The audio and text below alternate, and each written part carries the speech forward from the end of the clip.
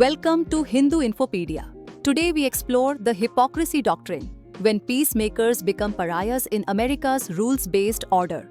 This doctrine is not about written law but about power, where perception is more important than reality, where compliance matters more than friendship, and where even truth can be punished if it refuses to flatter. One incident captured this doctrine with startling clarity. On June 17, 2025, Prime Minister Narendra Modi spoke directly with then US President Donald Trump. The expectation from Washington was simple. Modi should validate America's claim that it had mediated the ceasefire between India and Pakistan. But the reality was equally simple. Pakistan itself had requested the ceasefire through direct bilateral talks. America was never in the room. Modi's refusal to endorse a false claim was not just diplomatic honesty. It was a rejection of the hypocrisy doctrine's central demand, that allies must help America look good, even at the cost of truth. The irony was unmistakable. Even as Modi was being asked to validate a fabricated claim, Pakistan's army chief, General Munir, a figure linked with cross-border terror, was being received as a state guest in Washington. India was expected to applaud America's so-called mediation while watching its adversary enjoy legitimacy at the White House. To comply would have been complicity. Modi declined.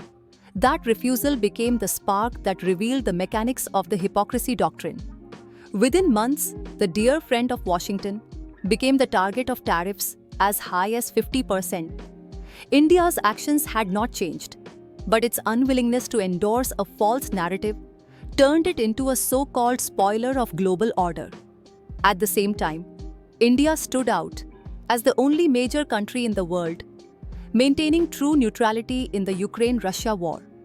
While Europe and Japan aligned with US demands, New Delhi chose dialogue over alignment, energy security over slogans, and principle over pressure. This neutrality was framed not as balance but as betrayal. Accusations came swiftly. India was funding Russia's war, undermining unity, choosing the wrong side of history. Each charge revealed another layer of the hypocrisy doctrine, where resisting narrative control automatically earns the label of villain. The economic fallout was measurable but not catastrophic. India's GDP loss, less than 0.2%. But the pain, it's concentrated. Shrimp exporters, engineering firms, and pharma companies are facing tariff walls. Regulatory bottlenecks are suddenly everywhere. Tens of thousands of jobs linked to US markets are at risk. This isn't just numbers. It's livelihoods on the line. This isn't just numbers. It's livelihoods on the line. Yet India chose dignity over dependence. It absorbed the shock rather than surrender its sovereign voice. At the center of India's diplomatic resilience stood External Affairs Minister S. Jaishankar. His responses dismantled the hypocrisy doctrine with uncomfortable facts. To accusations about Russian oil, he replied bluntly, "If you have problems buying oil from India, don't buy it." The same nations criticizing India were simultaneously purchasing billions of dollars of refined products from India, products refined from the very Russian crude they condemned. He pointed out the deeper contradiction. Europe and China trade far more with Russia than India ever has. And yet in the doctrine's logic, India became the villain, while Europe remained the moral authority. Adding to the irony, America had earlier encouraged India to buy Russian oil to stabilize global markets. What was once encouraged was now condemned. And perhaps most revealing, while imposing tariffs on India, Washington remained heavily dependent on Chinese supply chains and debt financing. In effect, the US bent to Beijing's leverage while demanding that India, a fellow democracy, bend on principle. India was not alone. Similar patterns emerged across the globe. In 2018, Turkey purchased Russian S-400 missiles. Its sovereign defense choice led to US sanctions and expulsion from the F-35 program. In 2022, Germany's Nord Stream 2 pipeline was shut down under American pressure, even as US liquefied gas exports quietly increased. In 2023, Brazil's president, Lula da Silva, called for peace talks on Ukraine.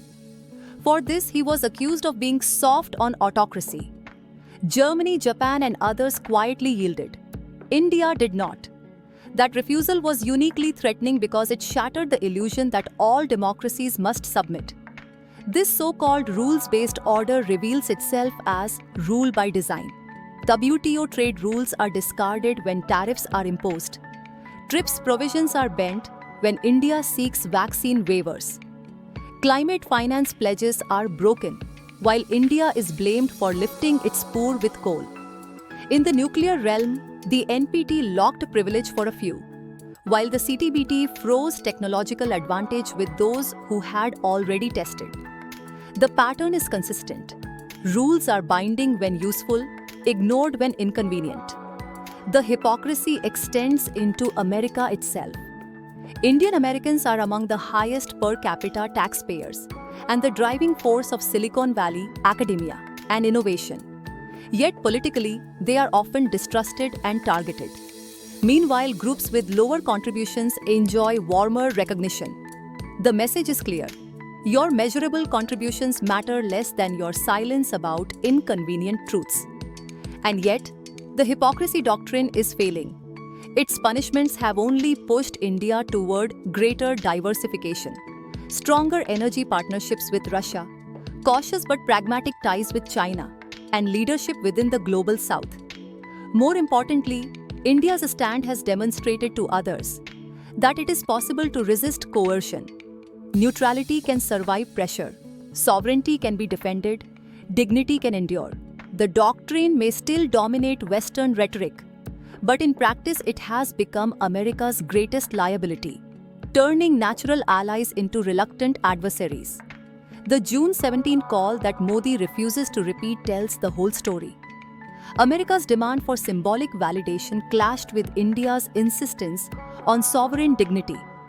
In choosing truth over flattery, India exposed the hypocrisy doctrine for what it is: a system that prioritizes image over substance and control over cooperation. The future will not belong to those who enforce compliance through narrative control.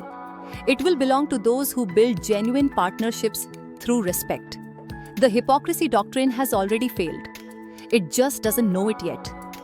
If the contents of the video were found useful, please like the video, subscribe the channel and read full blog at hinduinfopedia.com.